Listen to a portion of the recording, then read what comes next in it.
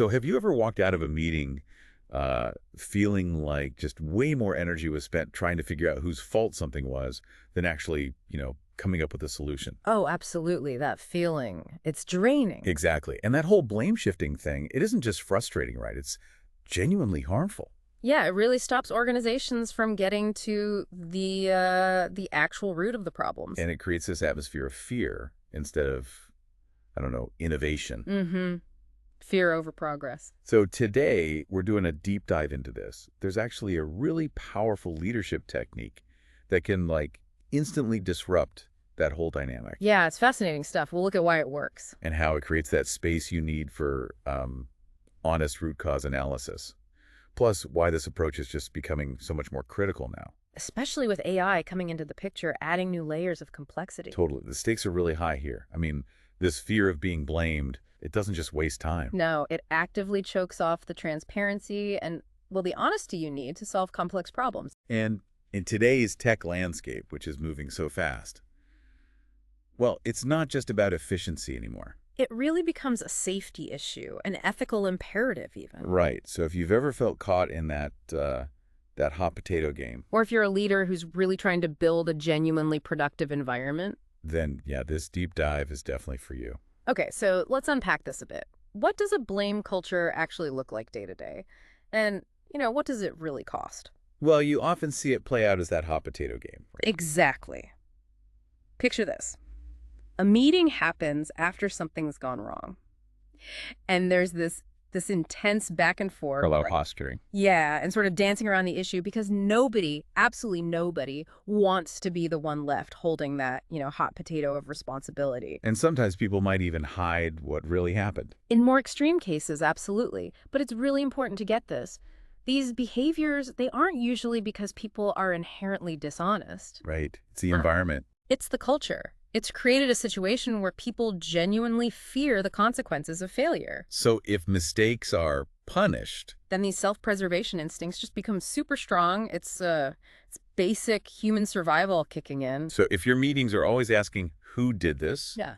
instead of maybe, okay, what happened here? How did we get to this point? Right. If the focus is assigning blame over understanding the issues, then you're definitely in that dynamic. And that focus on who just immediately triggers fear. Those survival instincts we talked about, and boom, the hot potato game is in full swing. The psychological impact of this stuff must be huge. Oh, it's profound, and it spreads everywhere. You see people hesitating to speak up. Avoiding risks. Yeah, and just a real dampening of innovation, creativity, experimentation. Nobody wants to put their neck out, So they play it safe.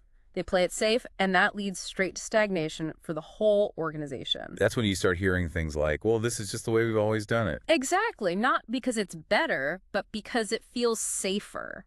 Or that not invented here thing where new ideas get shot down.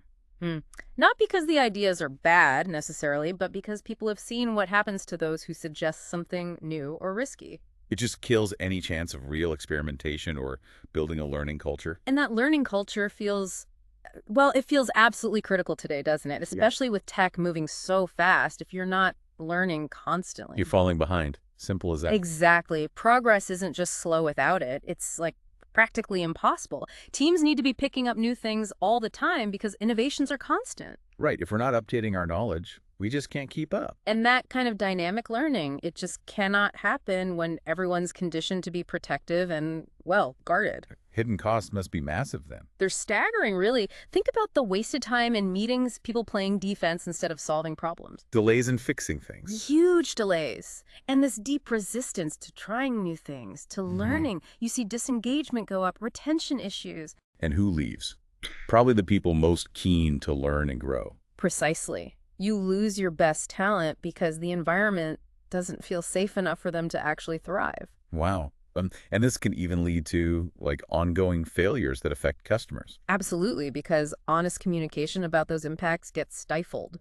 Instead of real status reports, you get those watermelon reports. Watermelon reports. Yeah, looks green and healthy on the outside. Or red on the inside.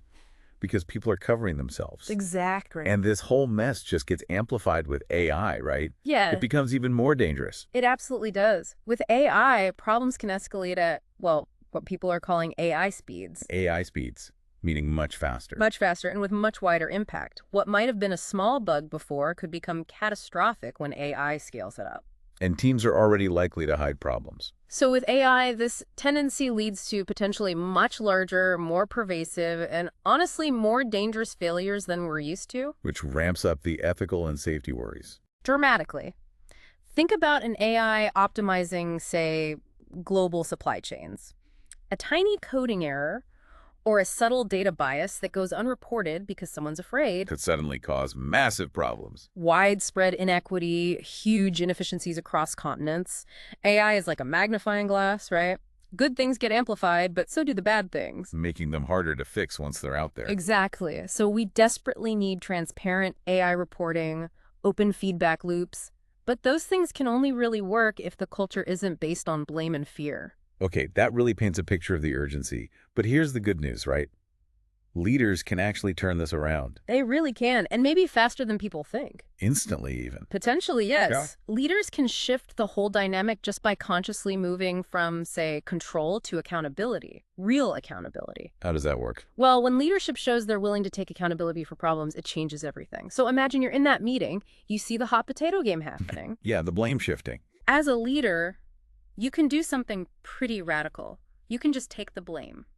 Right there. Just say it's your fault. Even if it isn't really. You just say, my fault. I need your help, everyone's help, to figure a way out of this problem. My fault. So sorry. Please help me. Okay, what happens then? Think about it. The second a leader says that, is anyone going to argue? Say, no, it wasn't your fault. Probably not. Especially not to the leader. Exactly. People immediately stop the back and forth. There's no need to deflect anymore because the leader, picked up the hot potato. The game stops. The game stops. Dead in its tracks. And crucially, everyone can then refocus on the actual issues. It might feel really uncomfortable at first. I can imagine. Especially if it's new. But it instantly diffuses that tension and points the whole group towards solving the problem. And like you hinted, it doesn't actually mean the leader was at fault or even involved. Not necessarily. The main goal is to get the team out of defensive mode and focused on what matters. Fixing the issue. That's the key difference then. Accountability versus blame. Exactly. Accountability is like, okay, I'll take care of this. It's action-oriented, leading to resolution. Blame is just, whose fault is this? Finger pointing, which goes nowhere. Right. Now, this approach, saying, my fault, it takes real courage, especially for leaders used to that old command and control style where appearing weak is a fear. But you're saying it actually builds strength. It builds huge credibility and influence. People see it. They understand the intention is to shift the dynamic, and they learn to trust you. Because confident leaders admit mistakes. Yes, and they model that it's okay for others to do it too. Trust comes from that consistency. Okay, so if we stop the blame game, stop pointing fingers, what should we be doing when things go wrong? How do we find the real issues? The goal always has to be root cause analysis. Getting to the bottom of it. Exactly. That's the only way to stop the problem from happening again. Otherwise, like you said, we're just treating symptoms. Remember that broken glass example? Right, just keeping more spare glasses isn't a real solution. It's a patch. It doesn't stop the glass from breaking in the first place. We need to know why it broke. And to get to that why, you need psychological safety. Absolutely paramount. You need total transparency to talk about all the different things that led to the failure. Because it's rarely just one thing. Almost never. It's usually a cascade of events. People have to feel safe enough to point out systemic problems. And that my fault technique helps build that safety. It instantly starts building it. It encourages constructive talk instead of defensive reactions. So practical steps. First is reframing. Yes, consistently focus on what happened, not who messed up.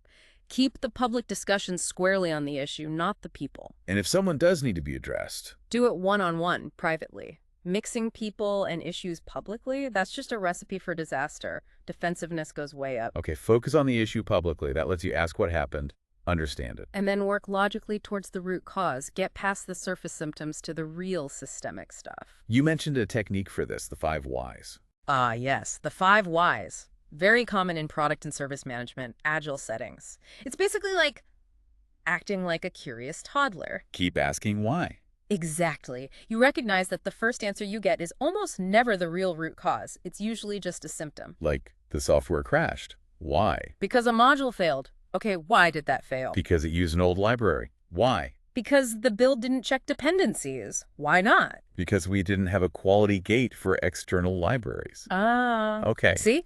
Each Y peels back another layer. Usually around 5 Ys gets you close enough to a fundamental cause that making a change there will have real lasting benefits. But crucially, It only works if the conversation stays focused on the issues, taking out the personal stuff, removing that need for self-preservation. this all sounds really powerful, but, making it happen in the real world, that feels like a big cultural shift. How do you actually start? It is a big shift, no doubt, but you absolutely start small. Low stakes. Exactly. Start taking ownership in low-stakes situations, maybe even slightly silly ones. That lets people gradually see what you're doing, understand the positive shift is real, without feeling threatened. Like if a meeting agenda gets a bit off track. Yeah, you could say, oops, my fault for not keeping us on time, folks. What do we need to cut to finish strong? Or if a small task was missed, my bad, I didn't clarify that deliverable well enough. Let's make sure it's crystal clear for next time. And if your boss is there and looks surprised. A simple, quiet follow-up later, like, hey, we got to where we needed to, right? Often does the trick. The results over time, they really do speak for themselves. So starting small, then what? Building norms. Yes. Actively create team norms that discourage blame language. There are tools, too, like the mood elevator. Your mood elevator. It's a simple framework, helps teams map their emotional state during talks, helps maintain self-awareness. The goal is to notice when people dip below curious. That's often where anxiety, defensiveness, anger kick in and derail things. So keep people curious, not anxious. Basically, yes. And educate teams to avoid accusatory words. Reframe mistakes not as failures, but as learning opportunities. That can sound a bit cliche, though. It can, but if you're sincere, if you really mean that problems confirm there's something to learn to prevent it happening again, it fundamentally changes the perspective. It becomes about, okay, what do we need to learn this time to get better? And leading by example is key. By far the most powerful way. When leaders consistently own problems, especially the uncomfortable ones, it just shifts the whole dynamic. It cultivates the culture you need. If you admit failure, others feel safer doing it too. Precisely. And you also need to actively mentor your team. Guide them to respond constructively, not just blame. Help them use the 5 Ys, or even just prompt them. Let's ask what happened, not who did it. So what's the big payoff here? Why push through this potentially uncomfortable shift? The payoff is huge. I mean, blame culture wastes so much time, energy, and money because it stops us focusing our efforts on actually solving the problem for good. Right, we want to solve things once so they don't keep biting us. Exactly. Not just replace the broken glass every time, but fix why it keeps breaking. So leaders taking ownership, that enables teams to focus. Yes, it lets them separate people from actions, focus on the actions publicly, and handle any individual issues privately. That safety enables real progress. It gets you to lasting solutions, to root causes, instead of just patching symptoms over and over. Okay, so wrapping up our deep dive, we've looked at how leaders can really change the game by taking ownership, freeing up teams to solve problems and find root causes. And we've really hit on how vital that psychological safety is, especially now with AI needing transparent handling to avoid some serious ethical and safety issues. Absolutely critical. So maybe a thought for everyone listening, we'd be curious to know, what's one specific way, maybe even a small way, you could start owning problems in your workplace this week? That's a great challenge, a practical takeaway. And hey, if you want to dive even deeper into these ideas we talked about today, maybe explore that mood elevator concept more. Yeah, there are some great resources. We've put links to the source video and more info right in our description, so definitely go check those out. Thanks so much for joining us on the deep dive.